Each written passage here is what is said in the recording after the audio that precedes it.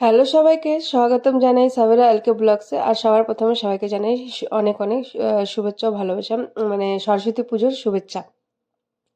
তো আজকের ছিল সরস্বতী পুজো। আমি আর দীপ রেডি হয়ে গেছিলাম। রেডি হয়ে আমরা অটোতে বসে পড়েছি, টুকটুকিতে।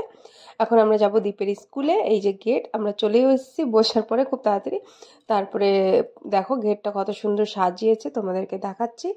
এরপরে দীপকে বললাম আমার একটু ভিডিও বানিয়ে দে। এই যে ভিডিও বানাচ্ছে, আমি ঢুকছিলাম, ও ভিডিও বানিয়ে দিয়েছিল। তারপরে সোজা চলে গেলাম মণ্ডপে। মণ্ডপে গিয়ে দেখি পুরোহিত মশাই পুজোর জন্য সব রেডি করছে। তারপরে রেডি করার পরে এই যে আর এদিকে অনেক বাজনা বাজছিল, ঢোল কি বলে এটাকে, ঢোলই বাজাচ্ছিল। তারপরে এই যে অভিষেক হচ্ছে ঠাকুরের, পণ্ডিত মশাই করাচ্ছেন। চোখ ঠোক সব কি করাচ্ছে আমি জানি না এটাকে কি বলে। তো তোমরা কেমন সরস্বতী পুজো কাটিয়েছো সবাই জানিও। আর আমি তো খুবই ভালো কাটিয়েছি, কিন্তু খুব সবটা এনজয় করতে পারিনি।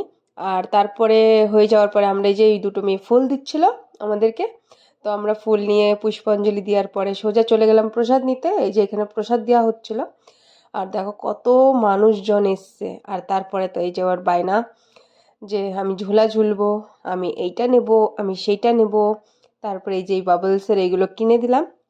এগুলো কিনে দেওয়ার পরে এগুলো একটু ফোলাচ্ছিল গার্ডেনে, মানে এখানে। তারপরে আর এখানে অনেক ছোট ছোট বাচ্চারা এসেছিলো শাড়ি পরে। আজকে দেখে খুব ভালো লাগলো যে অনেক ছোট ছোট বাচ্চারা এসেছিলো শাড়ি পরে।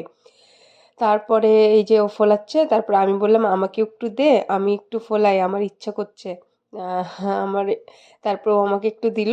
তারপরে আমিও একটু ফোলাচ্ছিলাম। এই দেখো কত ভাল লাগছিল, মানে অনেক ভাল লাগছিল। তারপরে কি আর করব, বরের ছুটি ছিল না, আমারও পুরো টাইমে ছুটি ছিল না, হাফ ডে ছিল। যেটুকুনাই ছুটি ছিল সেইটুকুনাই এনজয় করেছি।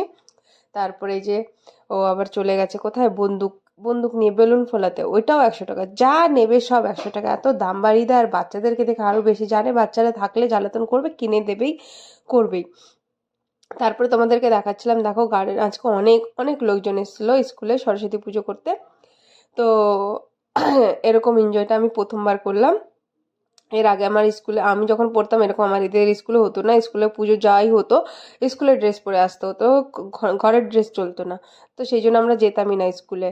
তো যাই হোক, এই যে চলে এসছে, বললাম তোমাদের বেলুন ফোলাবে, বেলুন ফাটাবে বন্দুক দিয়ে। তারপরে চলে গেছিলাম শিব মন্দিরে।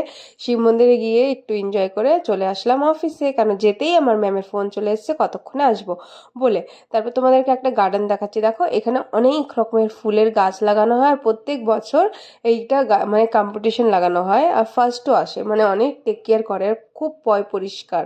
মানে আজ ব্লগটা এই পর্যন্তই। ভালো লাগলে লাইক শেয়ার কমেন্ট করে দিও। যারা ফেসবুক থেকে দেখবে তারা ফলো করে দিও, যারা ইউটিউব থেকে দেখবে তারা সাবস্ক্রাইব করে দিও। Thank you. ভালো লাগলে পাশে